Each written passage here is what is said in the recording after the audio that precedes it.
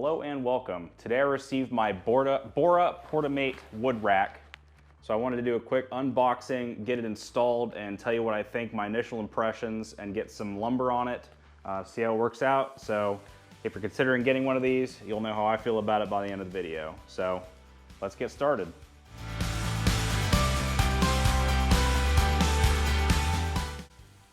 So starting off, the obvious first step is to get everything out of the packaging that it came in. Right on top, to find the instruction manual. Reference that a little bit later and set that aside for now. And then I start pulling out the shelf arms. So there's a total of 12 of these because it's a set of 2 different racks to make the total shelf system. So I pull those 12 out and get them all stacked up. Now I notice, you can see it on the top left there, only one of these has the logo on it. So if that's something you want showing, kind of consider where you want that to go. And then there's the 2 uprights, a bag of screws to mount the arms, and then 6 spacers to pull it out from your wall just far enough. So after I get everything out of the box, I start unwrapping it, get all the plastic off, so that all the pieces will be ready for assembly.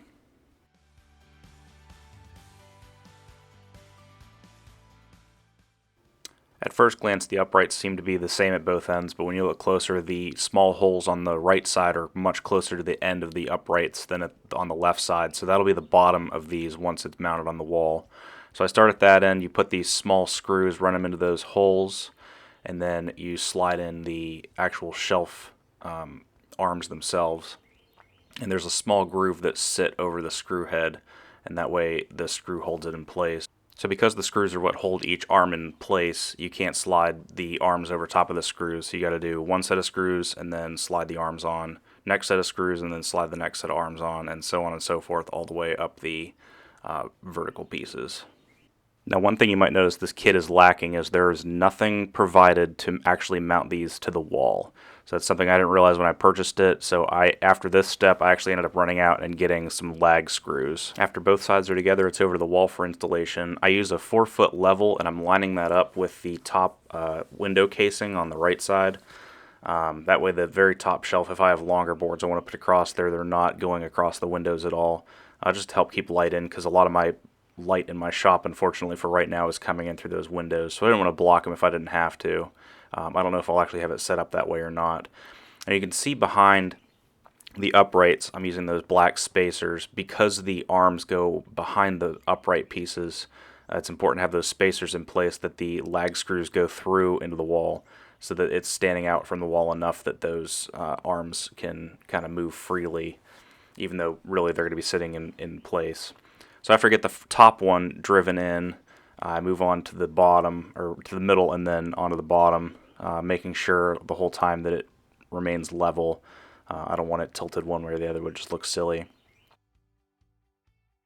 As I mentioned, the kit recommends but does not provide 3-inch minimum lag screws with a 1/4-inch diameter. The holes are pre-drilled for 1/4-inch diameter. I went ahead and got 3.5-inch lag screws because I figured the extra length wouldn't hurt anything. I'm happy with that choice, but I did make the mistake of not drilling pilot holes. So I would recommend, obviously, drilling pilot holes if you're going to run this big of a screw into a stud. But eventually it worked out, but you'll see in just a second that I made a little bit of a mistake with that. I am using a 1/2-inch impact wrench to drive those into the wall, so it might have been overkill, as I'll find out in just a second.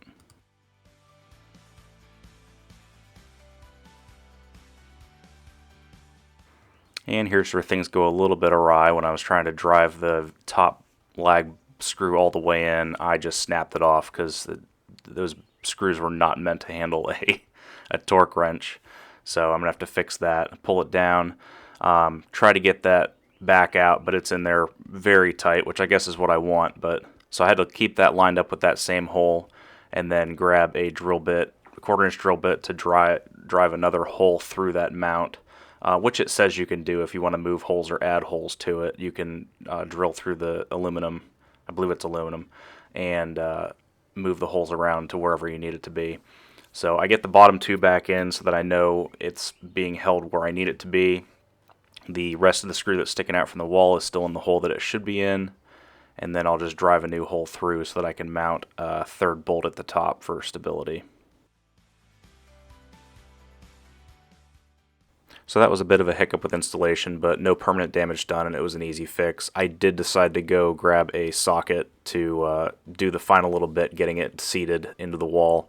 I continued to use the impact wrench first, but then finished it off with hand tools, just so I didn't snap another one off. And then I put my weight on 2 of them just to see if it's sturdy. You could see there's a tiny little bit of flex there, but for 230 pounds hanging from 2 of those, I was pretty satisfied with it. And my shop assistant comes in from the other side to start putting lumber on the rack. Oh, and there I'm back. Put some walnut on the bottom, that was 8/4, and then some 4/4. And then I start bringing in some 5/4 cherry that I have. Some of it's a little bit shorter, so I'm kind of trying to stack it like a Tetris game, getting it all on there. I have a bunch of white oak, both 5/4 and 4/4, so I'm laying that in there. Same problem, some of it's too short, but I had more white oak than I thought, so I'm going to have to come up with a better solution because I don't know if it's all going to fit on one level. I'm trying to sort everything out by species just to keep myself more organized, but I'm going to have to split some stuff up a little bit. I also use a ton of ash, especially for painted projects, because around here ash is a great price. And then the snowstorm comes in off this big 13-inch wide piece of ash. Look at that come down. So much sawdust in my shop. And get that loaded up on that shelf. I wanted to keep the stuff I work with more lower down so I could kind of sort through it a little bit easier and safer without reaching up over my head as much. And then I'm going to start picking out some of this white oak to move up to a second shelf, so I have 2 shelves of white oak.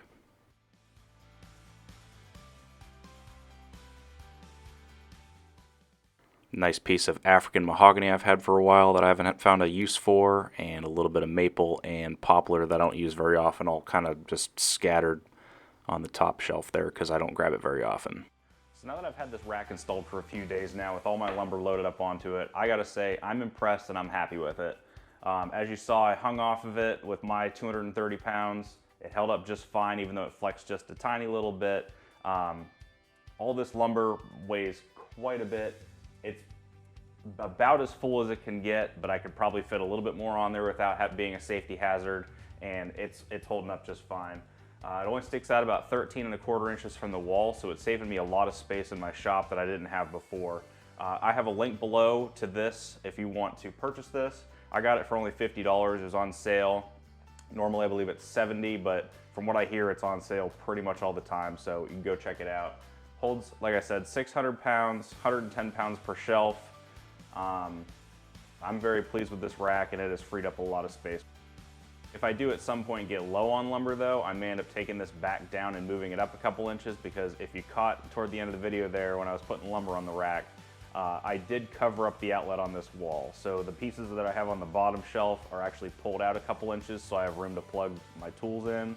I don't want to take all this lumber back off right now just to fix that, but I may move it a couple inches higher in the future. But other than that, it's right where I want it. I like how it's set up.